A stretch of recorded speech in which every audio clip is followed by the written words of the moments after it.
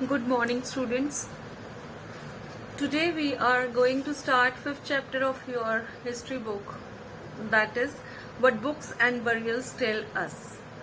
In this chapter, we will try to understand various concepts regarding how history is preserved, what are the various languages used. Specifically, we will focus on the Indian history, and we will understand how we will also understand what kind of social differences was there, and how we found about, how we learned about all these social differences, how what kind of burials we get, what are books which are there are telling us about the histories, and how we are able to understand what information was being provided in these books, and how we concluded the things. वो सब हमने इस chapter में समझना है कि जो हमें इंफॉर्मेशन मिल रही है इन बुक्स से या बरियल्स से, जो हिस्ट्री के बारे में हमें पता लग रहा है, वो कैसे हम उनको पढ़ पाए, कैसे उन्हें समझ पाए. तो ये बिल्कुल आपका जो एंशियंट हिस्ट्री है उसके बारे में आपको समझाने की इसके अंदर क्वेश्चन है. And the chapter starts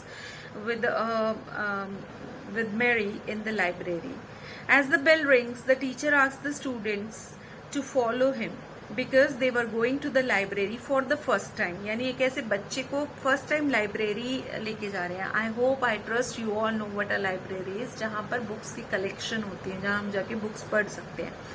but ये मैरी का पहला एक्सपीरियंस होने वाला था. जैसे ही वो स्टेप्ड इन करती है, she found that there were so many shelves and the room was larger than her classroom, and all those shelves were full of books. In one corner was a cupboard filled with large old volumes. Seeing her trying to open the cupboard, the teacher said, that cupboard has very special books on different religions. Did you know that we have a set of the Vedas? So एक उसके लिए question आ गया कि what are Vedas, क्या है वेदा. She was not aware कि वेदास क्या है. तो क्या आप लोग जानते हैं वेदास क्या है? तो we are going to start our chapter with Vedas itself. हम समझने की कोशिश करते हैं कि वेदास क्या है. बहुत महत्व है इनका हमारे देश भारत के अंदर. तो यहाँ पर हम समझेंगे कि वेदास क्या है और उनसे क्या क्या इंफॉर्मेशन हमने ड्राइव की है, क्या क्या इंफॉर्मेशन हम किस तरह से उन कंक्लूजन्स पे पहुंचे. तो so to begin with, first of all let me tell you that there are 4 Vedas and they are known as Rigveda, Samveda, Yajurveda and Atharveda. I have written on the board what this particular Veda is all about. We will keep on reading the chapter from your book, and I will be explaining you all the related information given over here. So let's begin with the reading of the chapter. I am on page number 43. One of the oldest books in the world. You may have heard about the Vedas. There are 4 of them: the Rigveda, Samaveda, Yajurveda and Atharveda. Please underline this thing because आपके book में ही आपको बहुत सारे जो आपके text book की answers हैं, you will get many answers from this, and it can be a material for short 1 mark question also. You may be asked what are the 4 kind of Vedas we have in India. So the 4 kind of Vedas are the Rigveda, Samaveda and Yajurveda and Atharveda. The oldest Veda is the Rigveda. Rigveda is the oldest one, and it has approximately, it is like composed 3500 years ago. See how old our civilization is. How, यानी आज से 3500 साल पहले भी हमें ज्ञान था जो कि आज भी हम फॉलो कर रहे हैं. पूरी दुनिया इनको वेदास को मानती है. तो यानी कि आज से 3500 साल पहले भी हम इतने एडवांस थे, इतने लर्न थे हमारे यहाँ के लोग कि उन्होंने वेदास की रचना की. Right. The Rigveda includes more than 1000 hymns called suktas or well said. 1000 से ज्यादा हाइम्स हैं जिनको हम हिंदी में सुक्ता बोलते हैं, जिसका मतलब होता है वेल सेड, अच्छी बातें कह लो आप. These hymns are in praise of various god and goddesses. बहुत सारे देवी देवताओं के प्रेज में, स्तुति में ये वेदास जो हैं वो, ये ऋग्वेद की जो हाइम्स हैं वो लिखी गई हैं. तो आपको यहाँ पर बताना इम्पोर्टेंट है. Please underline 3 gods are specially important. That is Agni, the god of fire, then Indra, warrior god, जिनको हम इंद्र देवता को कई बार वर्षा से भी रिलेट करते हैं, कई बार क्या हम उनको वर्षा से भी रिलेट करते हैं। और यहाँ पर उनको इंद्रा को एक क्षत्रिय राजा जो है वो क्षत्रिय भगवान के रूप में दिखाया गया है। Then Soma, a plant from which a special drink was prepared. Soma को भी हम भगवान का दर्जा मिला हुआ है और उससे एक special kind of drink prepare होता था। These hymns were compose by sages, यानी ऋषि मुनियों ने ये लिखी है। Priest taught students to recite and memorise each syllable, word and sentence bit by bit. तब लिखना नहीं था, रीडिंग नहीं थी, सिर्फ आपको लर्न मेमोराइज कराया जाता था and you have to recite it. एक एक सूक्त को, एक एक हाइम को आपको कई 100 टाइम्स पढ़ा दिया जाता था, उसको कई पढ़ा दिया जाता, मतलब बोल के आपको लर्न करा दिया जाता था कि it was like embedded in your mind and you are like these people they are so good कि उनको लिखने की जरूरत ही नहीं थी उनको, मतलब शायद में भी तब टेक्नोलॉजी नहीं थी तो वो याद ही करते थे, मेमोराइज करते थे। जो रिटन ऋग्वेद, जो ये जो बुक्स जब रिटन हुई, प्रिंट हुई, वो तो बहुत लेटर हुई। Earlier it was Rigveda was recited and heard rather than read. It was written down several centuries after it was first compose हो गए थे 3,500 साल पहले, लेकिन प्रिंट कब हुए, मतलब लेस देन 200 ईयर्स एगो, आज से लगभग 200 ईयर उसके printed, less than 200 years ago. तो मतलब कितना साल पहले तो वो जो थे अस्तित्व में आ गए थे। And they were like what was the pattern, just memorizing, reciting was the pattern to deliver it from one generation to another generation, right? And these most of the hymns were composed, taught and learned by men. याद रखिए, बहुत कम हमें ऐसी composition मिलती हैं जो कि औरतों ने लिखी हो। मेन जो थे उनको बनाते भी थे, पढ़ाते भी थे और याद भी कराते थे। The Rigveda is an old or Vedic Sanskrit which is different from the Sanskrit you learn in school these days। आपको एक नया सब्जेक्ट इंट्रोड्यूस हुआ है ना 6th क्लास में, संस्कृत। तो ये संस्कृत जो थी वैदिक संस्कृत थी, which is different from the Sanskrit which is prevalent, which we are studying there। it was much more harder I think, क्योंकि हमें पढ़ना नहीं आता उसको, तो वो वैदिक संस्कृत के अंदर थी और आजकल की संस्कृत से वो डिफरेंट है। तो जब बात हो रही है लैंग्वेजेस की, let's understand the origin of the language, कि वो कौन सी फैमिली को बिलोंग करते हैं। That bring us to page number 44. This green color dialog box tell us about the various languages and their origin. So let's study about this thing. Sanskrit and other languages. Sanskrit is part of a family of languages known as Indo-European। Sanskrit कौन से परिवार का भाषा मानी जाती है? Indo-European परिवार का। Some Indian languages such as Assamese, Gujarati, Hindi, Kashmiri, Sindhi, right? Asian languages such as Persian and many European languages such as English, French, German, Greek, Italian and Spanish belong to this family। बता दिया आपको कि ये जो है आपकी Indo European family से belong करती है। They are called a family because they originally had words in common। क्यों फैमिली कहा गया? क्योंकि उनके वर्ड्स जो हैं वो कॉमन है। टेक द वर्ड मात्र संस्कृत में, माँ हिंदी में एंड मदर इंग्लिश में। तो नो जो है वो कुछ सेम है, इसलिए उनको एक ही फैमिली के लिए कहा जाता है। अगर मैं आपको अदर लैंग्वेजेस के बारे में बताऊं, जो हमारे सब कॉन्टिनेंट इंडिया को बोला जाता है, सब कॉन्टिनेंट में बिलोंग करती हैं। तो अगर आप नॉर्थ ईस्ट के अंदर देखेंगे, जितनी भी नॉर्थ ईस्ट लैंग्वेजेस हैं उनकी फैमिली है Tibeto and Burman family. Then जितना भी साउथ की लैंग्वेजेस है like Tamil, Telugu, Kannada, Malayalam, they belong to Dravidian family. And the language spoken in Jharkhand and part of central India belongs to the Austroasiatic family. कई बार आपसे पूछा जा सकता है, 1 मार्क क्वेश्चन आ सकता है कि Sanskrit belong to which language family? Indo European family. Okay, so Tamil, Telugu, Kannada and Malayalam belong to which language family? They belong to Dravidian family. So reading of your text book is very important। You never know what question is coming from which part of the chapter, so be prepared। 1 marker you can get, every line can be a 1 mark question, right? सो ये हमने बात की अपने 4 वेदाओं के बारे में, कौन से वेद हैं, और उसके बाद हमने 3 जो गॉड उस टाइम पे एंशिएंट टाइम पे प्रेवलेंट थे उन गॉड के बारे में हमने जो है वो पढ़ा.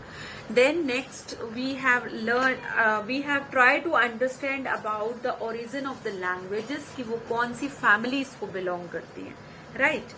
अब हाउ नेक्स्ट क्वेश्चन जो नेक्स्ट पैराग्राफ स्टार्ट हो रहा है that itself starts with the question and the question asks how historian study the Rigveda.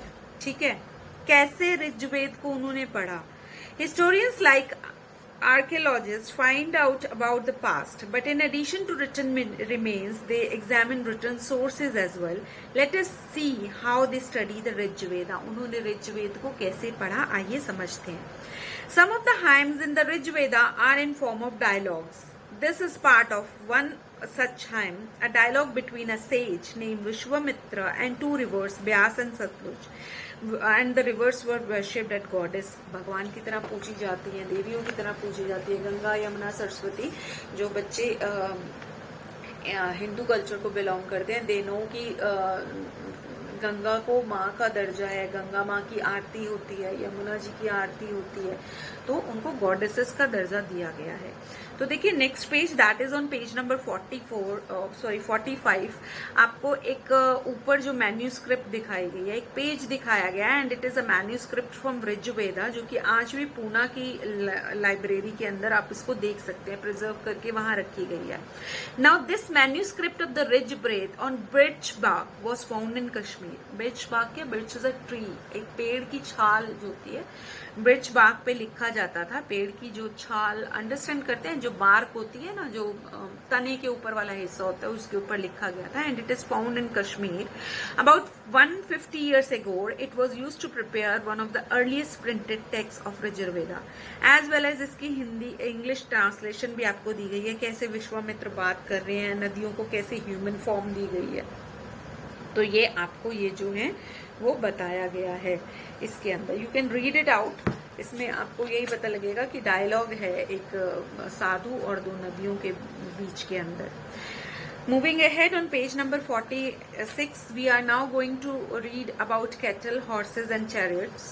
There are many prayers in the Rigveda for cattle, children, especially son and horses. Horses were yoked to chariots which were used in battles, which were fought to capture cattle. Battles were also fought for land, which was important for pastures and for growing hardy crops that ripened quickly, such as barley. Some battles were fought for water and to capture people. आपको यहाँ पर ये जो description दी जा रही है, this description is actually telling us about the way of life of the people. That wars were there, and the people were like praying. They were giving special respect to cattle, children, लड़कों को specially, घोड़ों को praise कर रहे हैं. क्यों? क्योंकि because they are getting power because of these things. You understand? घोड़े जो हैं वो रथ में चलेंगे, रथ युद्ध में काम आता है. तो like they see at that time just relate to that era कि अभी इतनी नॉलेज जो है वो शायद इतना उनको पता नहीं है, या वो बहुत ही ज्यादा सम्मान दे रहे हैं जिन चीजों से उनको कुछ भी फायदा हो रहा है. Some of the wealth that was obtained was kept by the leaders, some were given to the priest and the rest was distributed amongst the people. ठीक है, लोगों में बांटा जा रहा है. जो भी युद्ध हो रहा है, जो भी युद्ध किस लिए हो रहा है, पानी के लिए, जमीन के लिए या क्रॉप्स के लिए, फिर उसको डिस्ट्रीब्यूट किया जा रहा है. कुछ लीडर रख रहे हैं, कुछ पुरोहित को दे रहे हैं और लोगों में बांट रहे हैं.